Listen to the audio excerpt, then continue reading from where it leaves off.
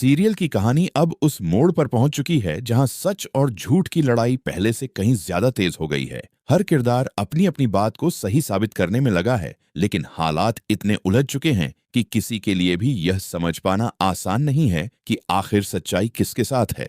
जिस सबूत के दम पर पूरे टंडन परिवार के खिलाफ कार्रवाई होने वाली थी, वही सबसे अहम सबूत अचानक गायब हो जाता है। इस एक घटना से पूरा मामला पलट जाता है और हर किसी के चेहरे पर हैरानी साफ दिखाई देने लगती है। सब लोग एक दूसरे की तरफ देखने लगते हैं। कोई समझ नहीं पाता कि इतनी सुरक्षा के बीच सबूत आखिर गायब कैसे हो गया। तभी गुस्से से भरी आवाज सुनाई देती है, सबूत गायब हो गया। ये सुनते ही कमरे में मौजूद हर व्यक्ति स्तब्ध रह जाता है। कुछ लोग राहत की सांस लेते हैं तो कुछ के चेहरे पर चिंता साफ दिखाई देती है, लेकिन अगले ही पल सामने से जवाब आता है, मुझे नहीं पता ये कैसे हुआ, लेकिन हो गया। इससे आप लोगों का अपराध कम नहीं हो जाएगा। मुझे पता है कि आप लोगों ने क्या किया है। ये सुनकर माहौल और ज्यादा गंभीर हो जाता है। साफ दिखाई देता है कि सबूत के गायब हो जाने से किसी का विश्वास नहीं बदला है। आरोप अब भी वही हैं और सवाल भी अब तक अनसुलझे हैं। इसी बीच डॉक्टर टंडन सामने आते हैं, लेकिन उनकी कोई बात सुने बिना ही उन्हें सख्त लहजे में जवाब मिलता है, you know what doctor Tandon, I am done with you. कमरे में सन्नाटा छा जाता है। फिर सामने से एक और खड़ी बात कही जाती है, अब मुझे आप में, आपके इस परिवार में, आपके बिजनेस में या आपकी दौलत में कोई दिलचस्पी नहीं है। I am done. ये सिर्फ नाराजगी नहीं बल्कि टूटे हुए भरोसे का इजहार है। ये साफ हो जाता है कि अब रिश्तों को जोड़ना पहले जैसा आसान नहीं रहेगा। डॉक्टर टंडन माहौल शांत करने की कोशिश करते हैं। वे कहते हैं, डीसी प्लीज, बात ऐसी नहीं है।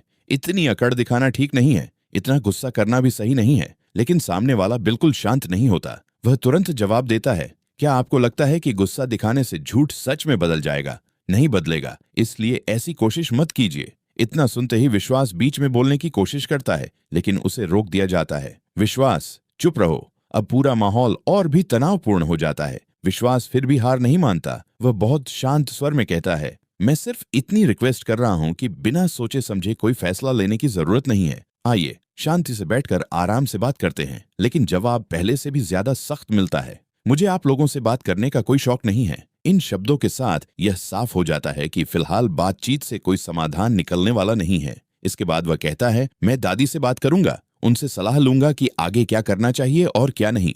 फिलहाल मुझे आप में से किसी की भी शक्ल देखना पसंद नहीं है। ये सुनकर टंडन परिवार पूरी तरह खामोश हो जाता है। उधर आरंभ अब तक सब कुछ चुपचाप देख रही होती है। तभी उससे कहा जाता है, और तुम आरंभ, अब यह फैसला करो कि जिंदगी में किसके लिए लड़ना चाहिए और किसके लिए नहीं।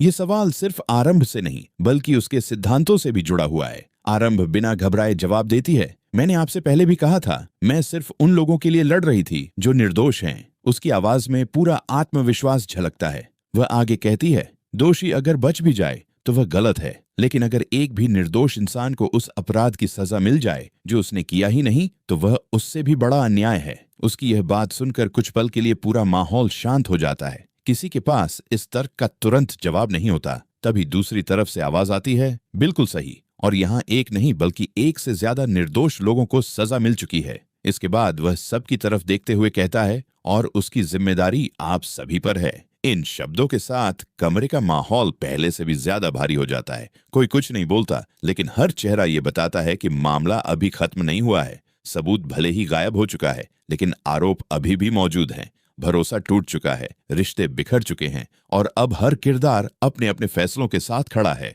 एक तरफ सच की तलाश जारी है तो दूसरी तरफ अपने अपने पक्ष को सही साबित करने की कोशिश। यहीं पर कहानी एक बड़े क्लिफहैंगर पर रुक जाती है। सबसे बड़ा सवाल अब यही है कि क्या गायब हुआ सबूत कभी दोबारा सामने आएगा? क्या टूटे हुए भरोसे को फिर से जोड़ा जा सकेगा? और क्या निर्दोषों को न्याय मिलेगा, या आरोपों का यह सिलसिला और लंबा चलेगा? इन सभी सवालों के जवाब अभी आने बाकी हैं, और यही इंतजार आगे की कहानी को और भी रोमांचक बना देता है।